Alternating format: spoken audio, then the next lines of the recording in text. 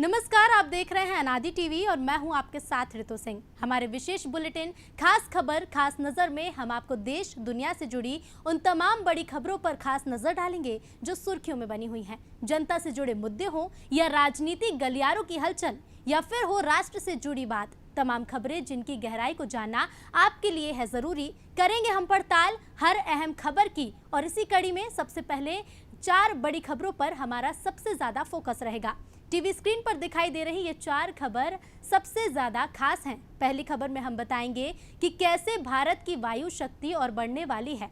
दरअसल वायुसेना में C-295 एयरक्राफ्ट शामिल होने वाले हैं, जिनकी डील करीब 20,000 करोड़ रुपए में हुई है। ऐसे 40 विमान जो भारत में ही बनाए जाएंगे। दूसरी खबर उन सभी लोगों के लिए देखना बेहद जरूरी है जो त्योहार के सीजन में खरीदारी का मूड बना रहे हैं। खासतौर पर इलेक्ट्रिकल्स सामान खरीदना हो तो और भी जेब टाइट कर लीजिए, क्योंकि इलेक्ट्रिकल्स के सभी सामान महंगे होने वाले हैं। तीसरी खबर में हम बताएंगे कि मध्य प्रदेश में कैसे कांग्रेस कमजोर पड़ती जा रही है, जिसे अब दूसरे दलों का सहारा लेना पड़ रहा है और उनके ही सहारे वो बीजेपी को घेरने की रणनीति बना रही है।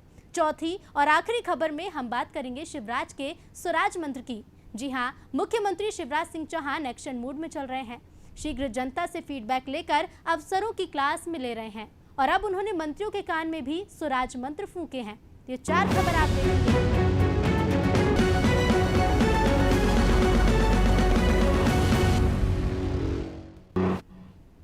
सुरक्षा संबंधी मंत्रिमंडलीय समिति ने भारतीय वायुसेना के पुराने एब्रो बेड़े को हटाने के लिए 5600 C-295 परिवहन विमानों की खरीदारी की डील को फाइनल कर दिया है। इसके बाद जल्द ही भारतीय वायुसेना में C-295 विमानों के बेड़े को शामिल कर लिया जाएगा। पहले 16 विमान एयरबस डिफेंस एंड स्पेस से उड़ान भरने की स्थिति में मिलेंगे। इसके अलावा 40 विमान कंपनी की तरफ से भारत में टाटा के साथ एक समूह के हिस्से के तहत बनाए जाएंगे।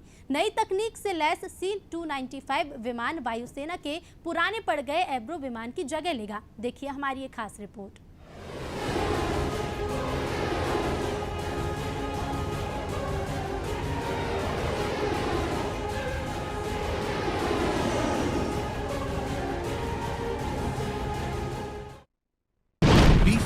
करोड़ की डील हुई सी। वायुसेना को मिलेंगे 56 C-295 ट्रांसपोर्ट एयरक्राफ्ट। जल्द वायुसेना में शामिल होगा C-295 एयरक्राफ्ट। एवरो 748 की जगह लेंगे C-295 एयरक्राफ्ट। देश में बनेंगे 40 ऐसे एयरक्राफ्ट। इससे रोजगार को मिलेगा बढ़ावा। भारत ने शुक्रवार को 56 C-295 ट्रांसपोर्ट एयरक्राफ्ट की खरीदी के लिए स्पेन की एयरबस डिफेंस एंड स्पेस के साथ करार कर लिया है। मेक इन इंडिया के तहत फाइनल किए गए इस प्रोजेक्ट में ऐसा पहली बार होगा जब कोई प्राइवेट कंपनी सेना के एयरक्राफ्ट बनाएगी। भारत स्पेन से कुल 56 C-295 एयरक्राफ्ट खरीदेगा। इनमें से 16 स्पेन से रेडी टू फ्लाई कंडीशन में आएंगे और बाकी 40 का निर्माण देश में ही किया जाएगा। देश में बनने वाले एयरक्राफ्ट्स को टाटा एडवांस सिस्टम बनाएगी। इसमें टाटा को एयरबस डिफेंस एंड स्पेस से मदद मिलेगी। आइए समझते हैं ये पूरी डील आखिर क्या है। 10 साल में 56 C-295 MW ट्रांसपोर्ट एयरक्राफ्ट खरीदे जाएंगे। स्पेन के एयरबस डिफेंस एंड स्पेस से खरीदे जाएंगे एयरक्राफ्ट। इनकी टोटल कीमत 20,000 करोड़ रुपए होगी।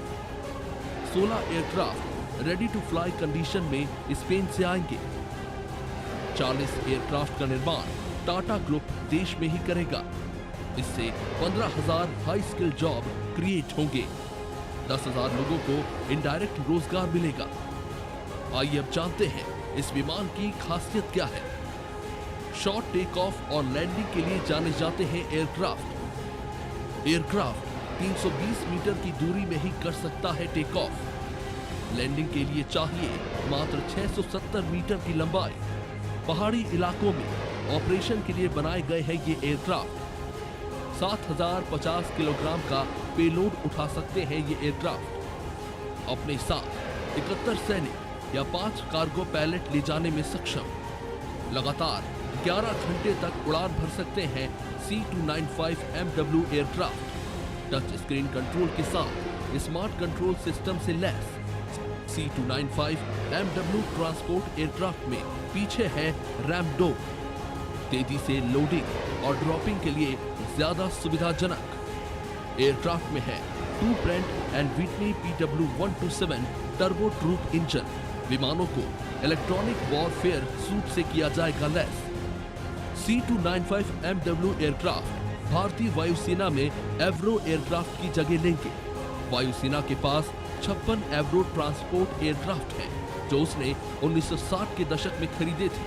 इन्हें तत्काल बदले जाने की अब जरूरत है, इसलिए भारतीय रक्षा विभाग ने ये डील फाइनल की है। आइए जानते हैं क्यों पड़ी इन विमानों को खरीदने की जरूरत। वायुसेना में एवरो एयरक्राफ्ट की जगह लेगा C295 MW एयरक्राफ्ट। वायुसेना के पास 56 एवरो ट्रांसपोर्ट एयरक्राफ्ट हैं, जो भारत ने 1960 के दशक में खरीदे थे। इन्हें तत्काल बदले जाने की जरूरत है। 2013 में कंपनियों को भेजा गया था प्रपोजल। रक्षा खरीद परिषद ने टाटा ग्रुप के टेंडर को किया था अप्रूव। C295 MW एयरक्राफ्ट को समुद्री रास्तों पर किया जाएगा तैनात। भारत के पास पहले से ही कई ट्रांसपोर्ट एयरक्राफ्ट हैं, लेकिन वे ज्यादा पुराने होने की वजह से सरकार अब इनमें नए एयरक्राफ्ट शामिल करने जा रही है। आइए बताते हैं कि भारत के पास अभी कौन कौन से ट्रांसपोर्ट एयरक्राफ्ट हैं। भारत के पास 12 C-130J एयरक्राफ्ट हैं, जो 2013 में भारतीय वायुसेना में शामिल किए गए। C-17 14 से 70 टन की पेलोड कैपेसिटी उठाने में सक्षम है। IL-76 4 इंजनों वाला ये एयरक्राफ्ट 850 किलोमीटर की रफ्तार से उड़ सकता है। AN-32 डॉर्नियर, बोइंग 737 और बोइंग 200 के साथ एम्ब्रियर एयरक्राफ्ट भी है शामिल। आइए जानते हैं चीन और पाकिस्तान के पास कौन से एयरक्राफ्ट हैं। पाकिस्तान के पास फिलहाल 6 तरह के ट्रांसपोर्ट एयरक्राफ्ट हैं। इनमें लॉकहीड C-130 और गल्फ स्ट्रीम के वेरिएंट भी हैं। चीन के पास 200 से ज्यादा ट्रांसपोर्ट एयरक्राफ्ट हैं। इनमें आधुनिक तकनीक से लैस Y-20 भी शामिल है।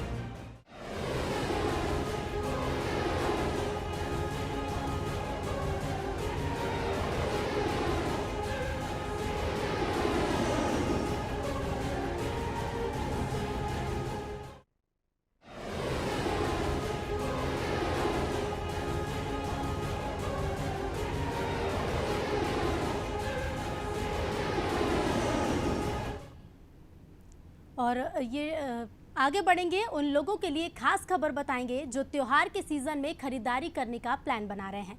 खास तौर पर इलेक्ट्रॉनिक्स आइटम की खरीदारी करने वालों के लिए ये खबर झटका देने वाली है। लोगों की ज़रूरतों से जुड़े सामान जैसे smartphone, laptop, TV, fridge, air conditioner की कीमतें बढ़ने वाली हैं। यानी कि आप इनमें से कोई भी सामान अगर खरीदने वाले हैं तो जेब टाइट कर लीजिए। देखिए हमारी ये रिपोर्ट।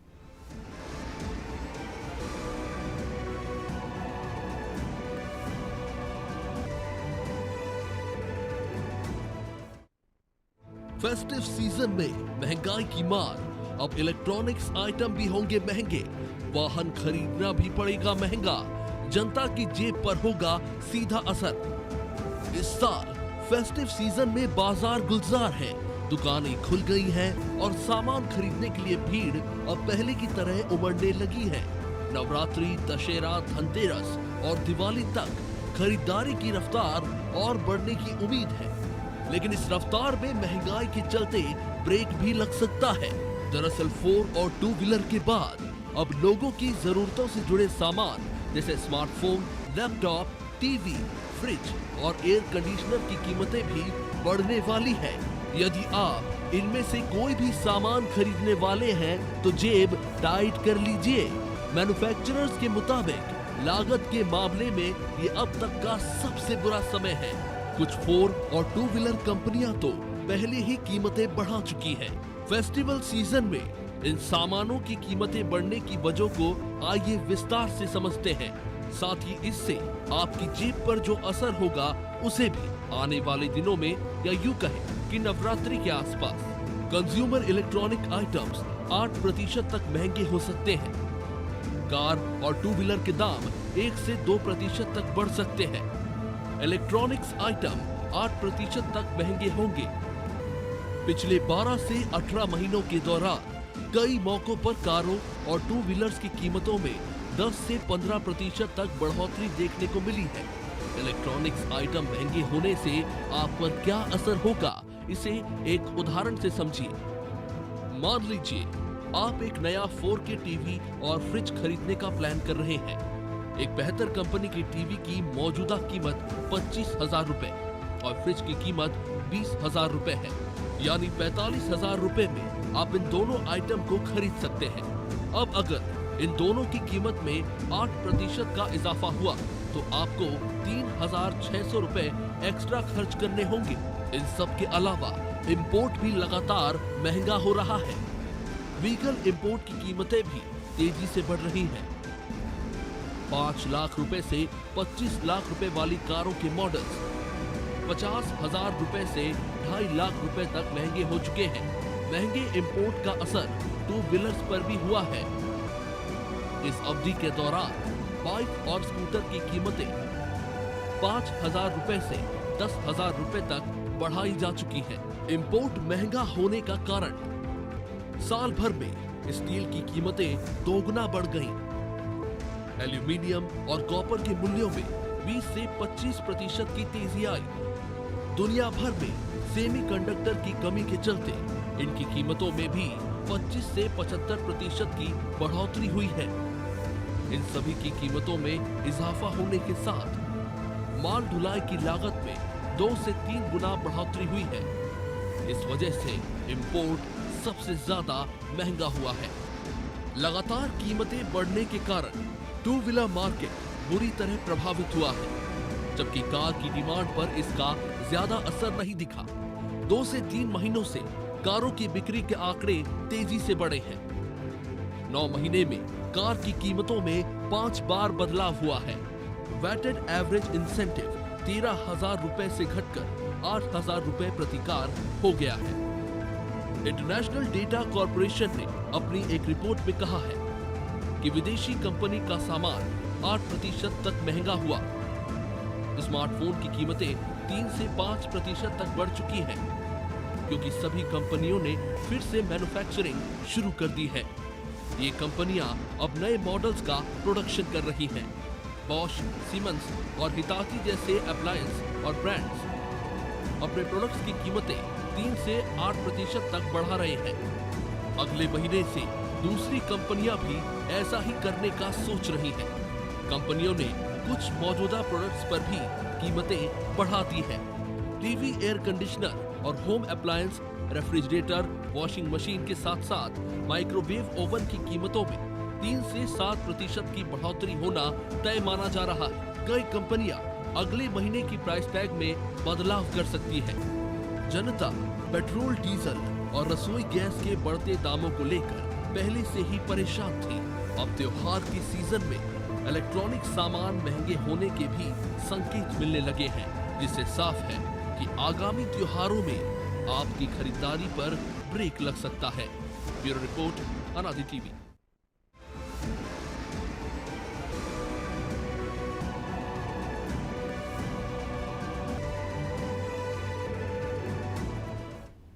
तो पहले से ही जनता महंगाई की मार झेल रही है, चाहे पेट्रोल डीजल की कीमतें हों, चाहे रसोई गैस की। और इंपोर्ट महंगा होने से अब टू व्हीलर और फोर व्हीलर और भी महंगी हो सकती हैं। खैर, वजह जो भी हो, लेकिन इसका सीधा असर जनता की जेब पर ही पड़ेगा। आगे बढ़ेंगे। मध्य प्रदेश में कांग्रेस अब दूसरे दलों के सहारे है। क्या कांग्रेस अब इतनी कमजोर हो गई है कि उसे बीजेपी के खिलाफ लड़ाई में दूसरे दलों का सहारा लेना पड़ रहा है? जी हाँ, ये सवाल इसीलिए क्योंकि प्रदेश कांग्रेस अब बीजेपी के खिलाफ आंदोलन के लिए दूसरे दलों का सहारा ले रही है।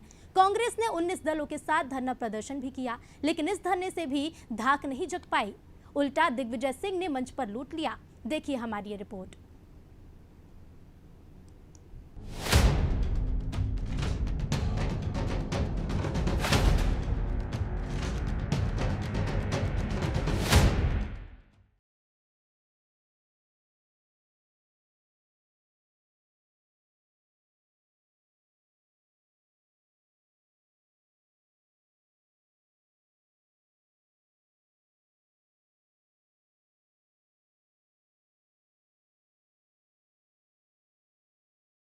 धरना प्रदर्शन का आयोजन भी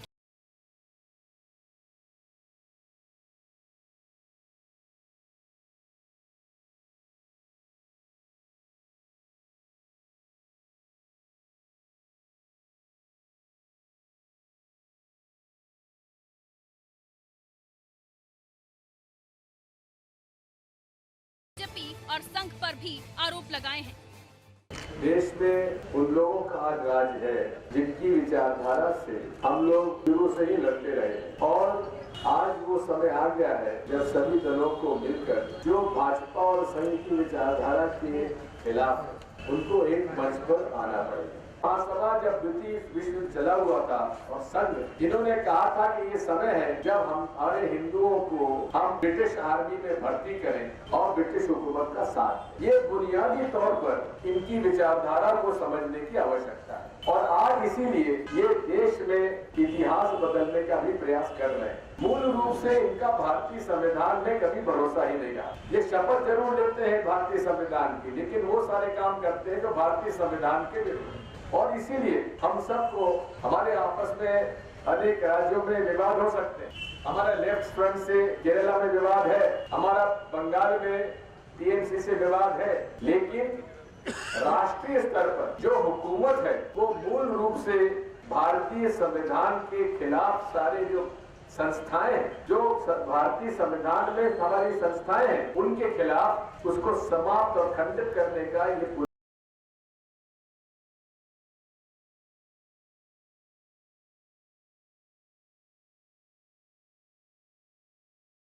राष्ट्रीय पार्टी यदि प्रदेश स्तर पर मोर्चा बनाए तो आप समझ सकते हैं कितना सीरियस है वो काम। कांग्रेस राष्ट्रीय स्तर की पार्टी है, यदि मोर्चा बनना भी था तो राष्ट्रीय स्तर पर बनता, पर हमें उससे कोई फर्क नहीं पड़ता। कहीं की ईंट कहीं का रोड़ा और भानुमति ने कुनवा जोड़ा। ऐसे बिना नीति, बिना नेता और बिना नियत के बने हुए किसी भी मोर्चे का अस्तित्व का कोई आकलन हम नहीं कर सकते। पहले ये तो बताएं कि यदि संयुक्त मोर्चा बना है तो उसका नेता कौन है, उसकी नीति क्या है। एजेंडे को लेकर यदि मोर्चा बनता तो उसका कोई मतलब निकल सकता था। कल संयुक्त मोर्चे ने वैक्सीनेशन को लेकर प्रश्न चिन्ह लगाए।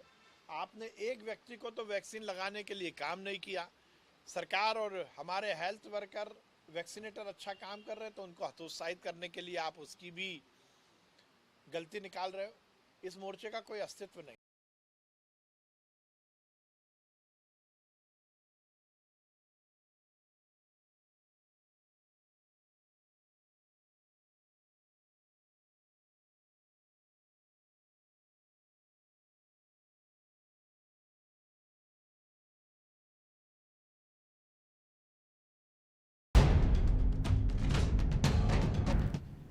तो पहले भी बढ़ती महंगाई सहित तमाम मुद्दों को लेकर कांग्रेस धरने दे चुकी है, सरकार का विरोध कर चुकी है, लेकिन अब संयुक्त धरना भी दिया गया जिसकी कोई धाक देखने को नहीं मिली। आगे क्या कुछ रणनीति होगी, आगे देखेंगे। शिवराज का सुराज मंत्र, जी हां, मुख्यमंत्री शिवराज सिंह चौहान एक्शन मूड में चल रहे हैं। सीधे जनता से फीडबैक लेकर अफसरों की क्लास ले रहे हैं। अब उन्होंने मंत्रियों के कान में भी सुराज मंत्र फूके हैं।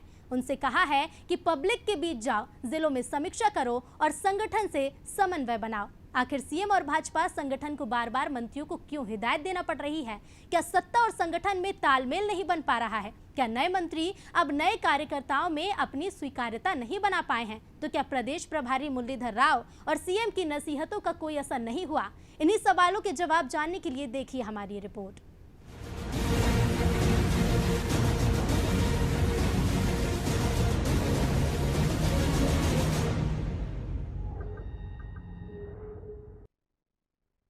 शिवराज का सुराज मंत्र, मंत्रियों को सौंपी जिम्मेदारी। मंत्री बनाएंगे संगठन से समन्वय। अफसरशाही पर भी लगेगी लगाम। अपने अपने क्षेत्रों की समीक्षा करेंगे माननीय। उपचुनाव को लेकर बीजेपी की रणनीति। मध्य प्रदेश में होने वाले उपचुनाव को लेकर बीजेपी एक्टिव मोड में आ गई है। वही सीएम शिवराज सिंह चौहान भी अब चुनावी मोड में दिखाई दे रहे हैं। प्रशासनिक कसावट के बाद सीएम ने अब माननीयों को जिम्मेदारी सौंप दी है। शुक्रवार देर शाम सीएम आवास पर मंत्रियों की अहम बैठक में कई महत्वपूर्ण फैसले लिए गए, जिसमें मंत्रियों को चुनावी क्षेत्रों की अलग अलग जिम्मेदारी सौंपी गई। सीएम शिवराज सिंह चौहान ने उपचुनाव के लिए 14 अलग अलग कमेटियां बनाई हैं। हर कमेटी में 3-3 मंत्रियों को रखा गया है। इसके साथ ही इस बैठक में मुख्यमंत्री ने मंत्रियों को संगठन से समन्वय बनाने को लेकर भी हिदायत दी है। सरकार की प्रवक्ता और गृह मंत्री नरोत्तम मिश्रा ने बैठक की जानकारी देते हुए बताया कि प्रदेश में 7 अक्टूबर तक सुराज और सुशासन कार्यक्रमों को चलाया जाएगा, जिसमें सभी मंत्री अपने प्रभार वाले जिलों में कार्यक्रमों की समीक्षा करेंगे। सीएम के इस बैठक को बीजेपी के कोर ग्रुप की बैठक से भी जोड़कर देखा जा रहा है, जिसमें पार्टी की कमियों को दूर करने और सरकारी योजनाओं का क्रियान्वयन करने को लेकर चर्चा की गई थी। भारतीय जनता पार्टी एक जीवंत संगठन है, लगातार काम करता है और संगठन के ही कार्यकर्ता सरकार में है, तो सरकार लगातार काम करे, दृढ़ता के साथ काम करे, अपने एजेंडा पे काम करे, ये लगातार प्रयास होते हैं। चुनाव तो बीच का पड़ाव है, उपचुनाव भी बीच का पड़ाव है। हमारी तो अनवरत धारा बहती जा रही है। भारतीय जनता पार्टी के कार्यक्रम कार्यकर्ता लगातार लगे हैं। सूत्रों के मुताबिक कोर ग्रुप की बैठक में ये बात भी सामने आई थी कि कुछ मंत्री संगठन के साथ समन्वय बनाकर काम नहीं कर रहे। इसी दौरान स्कूल शिक्षा मंत्री इंदर सिंह परमार के भोपाल स्थित आवास में बीजेपी कार्यकर्ताओं के साथ स्टाफ ने ठीक तरीके से व्यवहार नहीं करने का भी मामला सामने आ चुका है, जिसको लेकर कांग्रेस भी सरकार को घेरने का कोई मौका नहीं छोड़ रही है। पिछले 6 महीने से हम देख रहे हैं, मीडिया में हो या आम चर्चा हो या सोशल मीडिया में हो, भारतीय जनता पार्टी में सब कुछ ठीक नहीं चल रहा है। माननीय मुख्यमंत्री जी के जो बॉडी लैंग्वेज है, आप देख सकते हैं कितनी घबराहट उनके अंदर है। तो वो ये चाहते हैं कि मैं सक्रिय रहूं, मैं कुछ ना कुछ करता रहूं। ये सक्रियता दर्शाने की कोशिश पार्टी हाईकमान और बड़े नेताओं को करने की कोशिश है। कुल मिलाकर के ये है कि सरकार और माननीय मुख्यमंत्री महोदय की कुर्सी मुझे तो खतरे में नजर आती है। जितने दिनों के वो मेहमान है वो सक्रिय होकर शहीद होना चाहते हैं, बस इतनी सी बात है। सीएम शिवराज सिंह चौहान अपने सुराज मंत्र के जरिए न केवल उपचुनाव बल्कि आगामी विधानसभा चुनाव को भी साधने की कवायद में है। मंत्रियों की बैठक से पहले सीएम शिवराज सिंह अफसरों को फटकार लगा चुके हैं और अब प्रदेश में अफसरशाही को प्रभावी बनाने के लिए मंत्रियों की कसावट की जा रही है, जिससे सरकार की योजनाओं का लाभ अंतिम पंक्ति के लोगों तक पहुँच पाए। प्रदेश भर में बनाई गई मंत्रियों की कमेटी सभी स्तर के कामों पर नजर रखेगी। इसके साथ ही लापरवाही बरतने वाले अफसरों पर भी लगाम कसने का काम किया जाएगा। अब देखने वाली बात होगी कि सीएम शिवराज के सुराज मंत्र का कितना असर मंत्रियों पर होगा और चुनाव के नतीजों पर उसका कितना प्रभाव पड़ेगा। ब्यूरो रिपोर्ट, अनाज टीवी, भोपाल।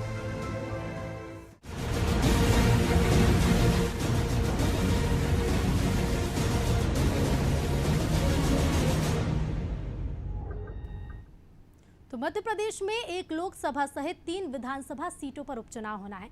लगातार पार्टी के द्वारा तैयारियां की जा रही हैं, रणनीतियां बनाई जा रही हैं। मुख्यमंत्री शिवराज सिंह चौहान भी एक्शन मोड में दिखाई दे रहे हैं और सीधे जनता से फीड लेकर अफसरों की क्लास लगाई जा रही है। साथ ही मंत्रियों को भी निर्देश दे दिए गए हैं कि स्वराज मंत्र फूंक दिया गया है, स्वराज मंत्र बता दिया गया है कि किस तरह से उपचुनाव वाले क्षेत्रों में काम करना है। लेकिन इन तमाम रणनीतियों का किस तरह से पार्टी को फायदा मिलता है, ये उपचुनाव के नतीजों में ही पता चलेगा। और इसी के साथ हमारे इस खास बुलेटिन, खास खबर, खास नजर में फिलहाल इतना ही। और भी खबरों के लिए आप देखते रहिए अनादि टीवी। नमस्कार।